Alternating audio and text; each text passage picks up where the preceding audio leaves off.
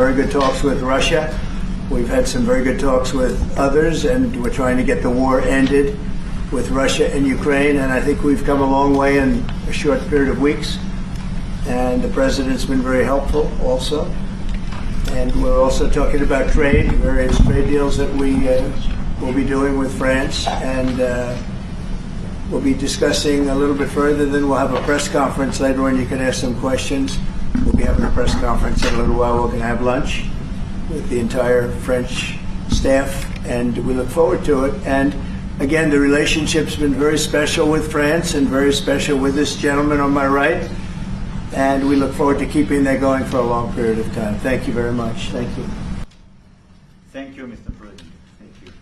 Thank you, Donald. Thank you. I want to thank Mr. President for his hospitality. We had a good discussion this morning for the G7 here, and for the third year of this war in Ukraine. And I think our common objective clearly is to build peace, and a solid and long-standing peace. And this is what we will discuss, obviously, because I have great respect for bravery and the resistance of Ukrainian people. And we do share the objective of peace, but we are very aware of the necessity to have guarantees and a solid peace in order to stabilize the situation. I'm here as a friend because through centuries we've been friends, and we are personal friends, as you mentioned it, because we work very well together. And I think the US and France always stands on the same side, the right side, I would say, of history. Mm-hmm. And this is exactly what's at stake today.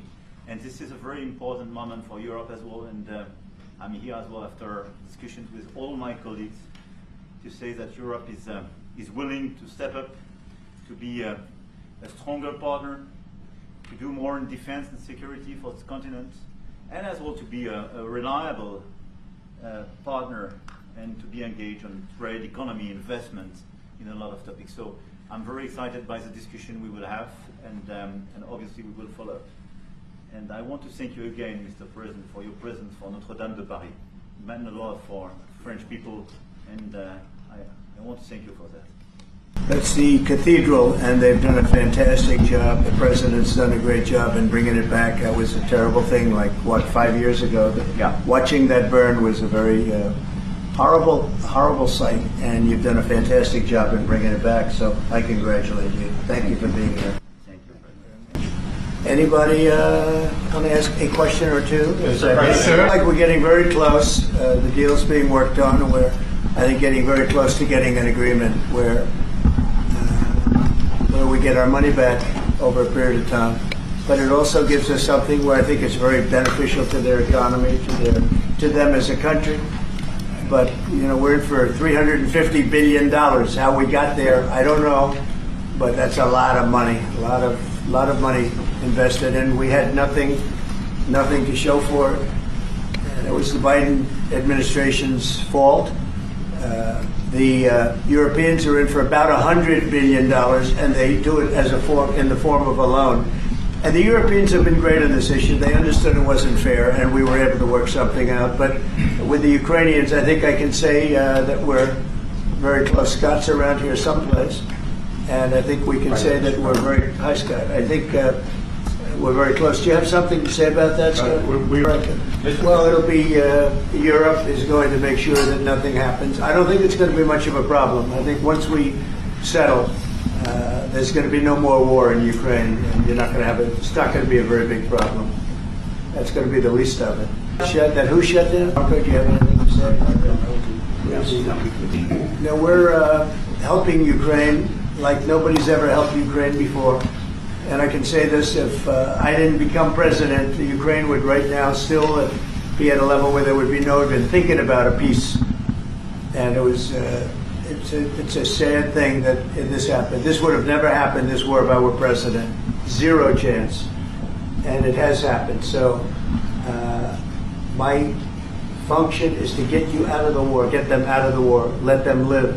It's a bloody war, it's a horrible war. Thousands of people are being killed a week. And I would say Russia, maybe 700,000 people. I think Ukraine probably a similar number. And that's not talking about the towns and the cities that have been blown up. That's talking about soldiers. This has been a horrible, bloody mess, and we're going to get it solved. We got to get it solved. And you know, we're not talking about America's soldiers from this country. We're talking about Russia and Ukraine. But on a humanitarian basis, we have to get this very, very bloody, savage problem solved. And I will say this also, it could lead to World War III if it's not solved. You know, there'll be a point at which it's not going to stop at those two countries. Already there's such involvement from other countries. And it could really lead to a very big war, World War III. And we're not going to let that happen either. Would you support the idea to send European troops in Ukraine to back the ceasefire? European troops may go into Ukraine as peacemakers. So when the agreement is done, they can watch that everything is followed properly. I don't think that's going to be a problem. And a lot of the European countries, I don't want to speak for France, but I know that the presidents talked about doing that also. I think that'll be a very good day when we can go in as peacekeepers as opposed to what's going on right now with everybody being killed. Will they have U.S.? Well, we're going to have a backing of some kind, and obviously the European countries are going to be involved, and I don't think you're going to need much backing. I think that's not going to be a problem. Once an agreement is signed, Russia's going to get back to its business, and Ukraine and Europe are going to get back to their business. I don't think it's going to be a problem. I will be meeting with President Zelensky. In fact, he may come in this week or next week to sign the agreement, and which would be nice. I'd love to meet him. Would meet at the Oval Office. So the agreement's being worked on now. They're very close to a final deal. It'll be a deal with rare earths and various other things, and he would like to come, and I understand it, here to sign it, and that would be great with me. I think they then have to get it approved by their council or whoever might approve it, but I'm sure that will happen. At some point I'll be meeting with President Putin also, yes. I don't know when we speak. We're trying to get this thing worked out, but yeah, at some point I'll be meeting with President Putin too. You've already spoken about this. I just want to tell you a little story. So we were at the Eiffel Tower having dinner with your wonderful wife and with my wonderful wife, and we came out and he started speaking the French deal. And we didn't have an interpreter, and he was going on and on and on, and I was just nodding, yes, yes, yes. And he really sold me out, because I got back the next day and I read the papers. I said, that's not what we said. He's a smart customer, I will tell you that. Sure. How would you qualify your relationship? I don't use those words lightly. I think that we're going to see how it all works out. Let's see what happens.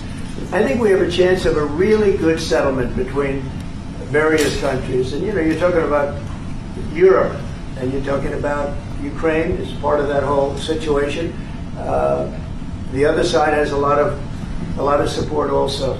So let's see how it all works out. It might work out. Look, you can never make up lives. The one thing you can make up the money, but you can't make up the lives. A lot of lives lost. I think probably a lot more lives than people are talking about. It's been a rough war, but I think we're close to getting it solved. Go ahead. You're talking about the last email that was sent, where he wanted to know what you did this week. You know why he wanted that, by the way?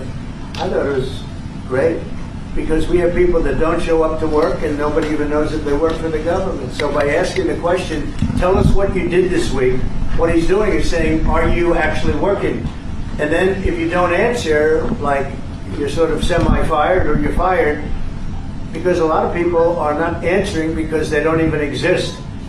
They're trying to, that's how badly various parts of our government were run by, and especially by this last group.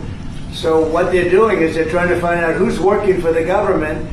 Are we paying other people that aren't working? And, you know, where is all this? Where's the money going? We have found hundreds of billions of dollars of fraud so far, and we've just started. We're actually going to Fort Knox to see if the gold is there, because maybe somebody stole the gold, tons of gold. So I think it was actually, there was a lot of genius in sending it. We're trying to find out if people are working, and so we're sending a letter to people. Please tell us what you did last week. If people don't respond, it's very possible that there is no such person, or they're not working. Yeah. Are you concerned at all about Only, no. That was done in a friendly manner. Only things such as perhaps Marco at State Department, where they have very confidential things, or the FBI, where they're working on confidential things. And they don't mean that in any way combatively with Elon. They're just saying there are some people that you don't want to really have them tell you what they're working on last week. But other than that, I think everyone thought it was a pretty ingenious idea. We have to find out where these people are. Who are they? And we said, if you don't respond, we assume you're not around. That holds, that stands. And you're not getting paid anymore, too. So, you know, we're doing a real job. And we just had a poll come out, I guess the Harvard poll, saying that it's massively popular what we're doing. June? Very much involved in this. When I first got elected at the very beginning, first term, I got hundreds of billions of dollars put into NATO. NATO had no money because they hadn't paid for years. And I said, look, if you don't pay, and we're not going to be a part of NATO, we're not going to protect, we're not going to do what we're supposed to do. We took in hundreds of billions of dollars into NATO. No, NATO is a good thing if it's done properly and if it's used properly. Well, look, I love Italy, and Italy is a very important nation. We have a wonderful woman as your leader, and she was on the conversation today, one that we had, the G7. And no, I think Italy is doing very well. I think Italy's got very strong leadership with Georgia. Yeah, we're trying to do some economic development deals. They have a lot of things that we want, and we'll see. I mean, I don't know if that will come to fruition, but we'd love to be able to do that if we could. You know, they have massive rare earth. It's a very large, it's actually the largest in terms of land. It's by far the largest country. And they have very valuable things that we could use, and we have things that they could use, and it would be very good if we could do that. I think it would be a very good thing for world peace and lasting peace. Well, I mean, our first, by far, our first thing that we want to do, the first element of the overall transaction is ending the war. But if, just as we're doing with Ukraine, if we could do some economic development in terms of Russia and getting things that we want, something like that would be possible, yes. So whatever they charge us, we're charging them. So it's not a question of increasing.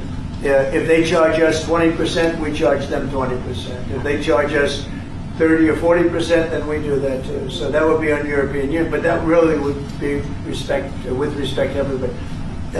It's reciprocity. So reciprocal. Whatever they charge us, we charge them. Nobody has a problem. Even you, as the you don't have a problem anymore, right? I mean, not soon, but I would be certainly, if this all gets settled out, which I think it will, sure, I would go there. Come here too. On the 9th of May on the Red Square? I don't know the 9th of May, no. I think that's pretty soon. But no, at the appropriate time I would go to Moscow. When do you work on the soon? How soon? Within weeks. Weeks? Yeah. I think so. I'd like to ask that you. I think we could end it within weeks if we're smart. If we're not smart, it'll keep going and we'll keep losing young, beautiful people that shouldn't be dying. And remember what I said, this could escalate into a third world war. And we don't want that either. No, I think they, at some point, will agree to that. I think they probably wanted to. And I think once you have a ceasefire, it's going to end because they're not going from a ceasefire back to war. I think people have had their full. I'm just glad I was able to help because there was no communication with Russia until I came along. Biden didn't communicate. He couldn't communicate with his own child. So Biden didn't communicate. He couldn't. It was terrible. He hadn't spoken to Putin in 3 years. You're trying to end the war. People are being killed. Every week, thousands of people are being killed. Soldiers, in this case, mostly. Also towns, you know, as missiles go in and back and forth. No, it's a shame. This should have never happened. This is a very sad, this is going to go down to the history books. This is a very sad moment because that should have been stopped. That should have never started. And if it did start, it should have stopped the first week, not 3 years later. Okay? Well, we're going to see. It's a negotiation that's just starting, and you know they've been fighting, and there's been a lot of land that's been taken. So we'll have to see how that works out. That's part of the negotiation. I will say there was great unity in that room today, via Skype or whatever. But it was great, tremendous unity today in that room with the other countries. Ukraine